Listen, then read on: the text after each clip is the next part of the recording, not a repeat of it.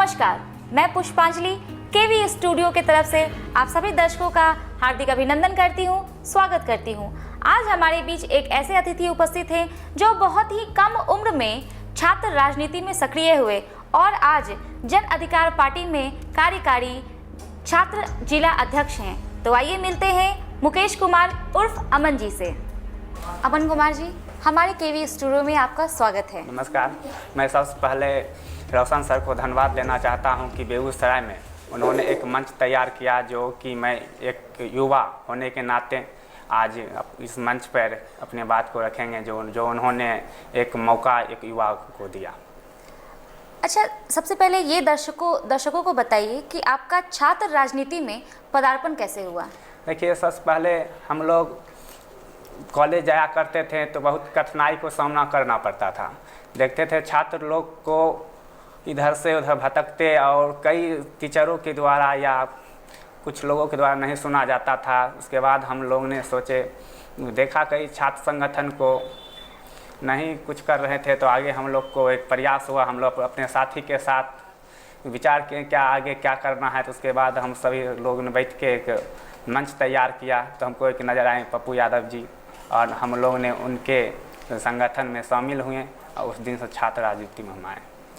तो नामांकन के समय, चूँकि मैं भी जानती हूँ कि महाविद्यालय में नामांकन के समय बहुत सारी परेशानियों का सामना करना पड़ता है, तो आपको किन किन परेशानियों का सामना करना पड़ा जो आप छात्र राजनीति में आए? बहुत परेशानियों का सामना करना पड़ा, ताकि छात्र लोग को यहाँ से हमारा विश्वविद्यालय दरभंगा पड़ता है, लेकिन बहुत कठिनाई होता था, यहाँ जाना पड़ता था, यहाँ टीचर लोग नहीं सुनते थे। इसी कारण को लेकर हम लोग को राजनीति में आना पड़ा।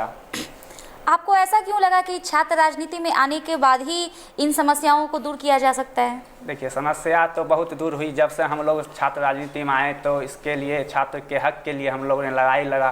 उसके बाद हम महाविद्यालय से वहाँ से के पदाधिकारी से मिले, उसके बाद कई समस्या को अवगत कराएँ, और अभी तक मैं छात्र के हितों के लिए लड़ रहा हूँ और उनकी परेशानियों का समाधान निकाल रहा हूँ।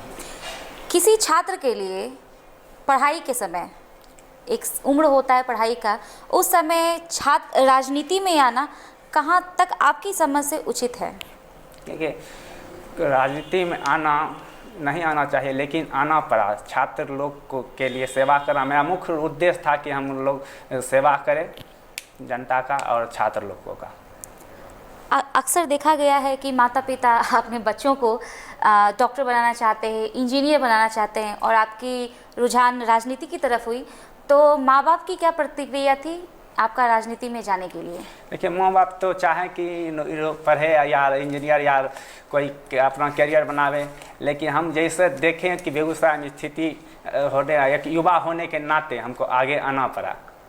अच्छा जी, ये बताइए कि पढ़ाई के साथ साथ राजनीति भी करना, दोनों में बैलेंस बनाना कितना कठिन रहा?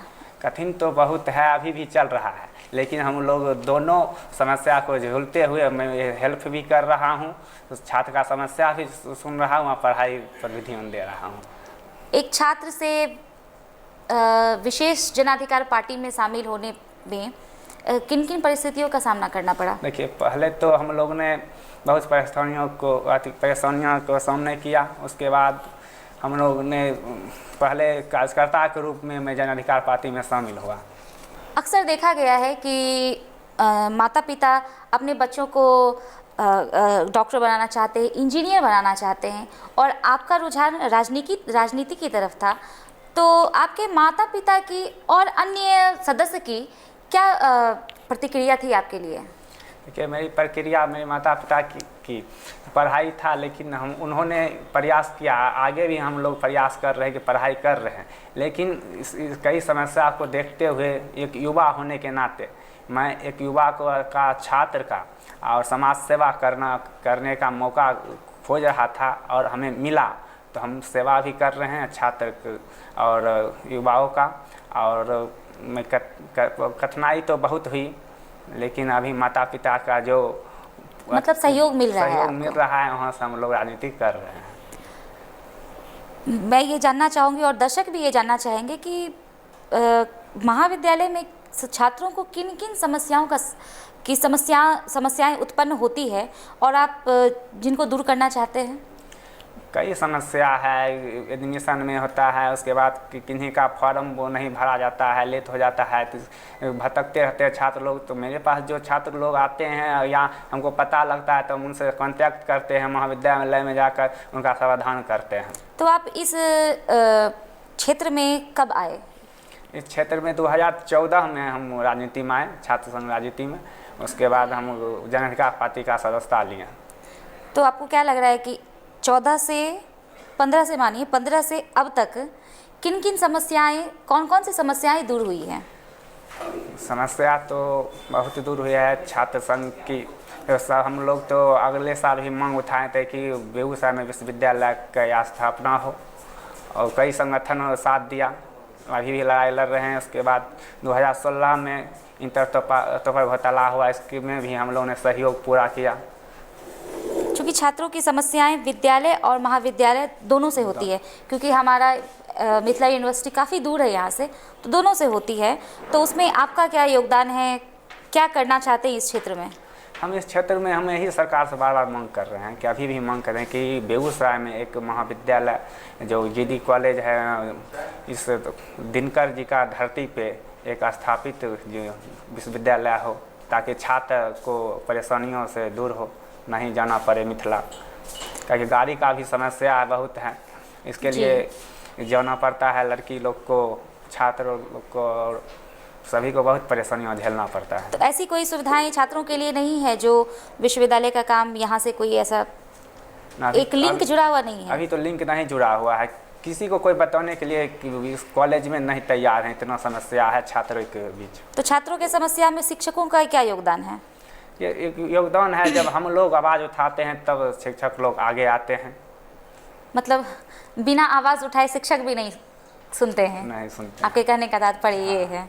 चलिए, अच्छा अमन जी, ये बताइए कि आप जन अधिकार पार्टी में जुड़े तो आपको ऐसा क्यों लगा कि सिर्फ इसी पार्टी में जुड़कर आप समस्याओं को दूर कर सकते हैं?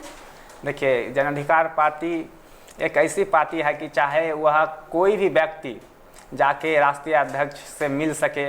अभी हम देखते हैं कई संगठन हैं जो कि अभी राष्ट्रीय अध्यक्ष या कोई विधायक जी से हम मिलने के लिए नहीं मिल पाते हैं, लेकिन हमारे माननीय जो राष्ट्रीय अध्यक्ष पप्पू यादव जी हैं, चाहे कोई भी व्यक्ति हो, चाहे यह बिहार का हो या यूपी का हो या कहीं का हो, उन्होंने सबसे मिलते हैं, समाधान निकालते हैं और हर समय वो लोगों के बीच रहते हैं। चाहे वह उसको घर पे जाना पड़े, चाहे या किसी और घर के पे जाते, हर जिला का दौरा करते। हम यही देखकर माननीय पप्पू यादव जी का कामों को देखकर हम लोगों ने जन अधिकार पार्टी का सदस्यता लिया।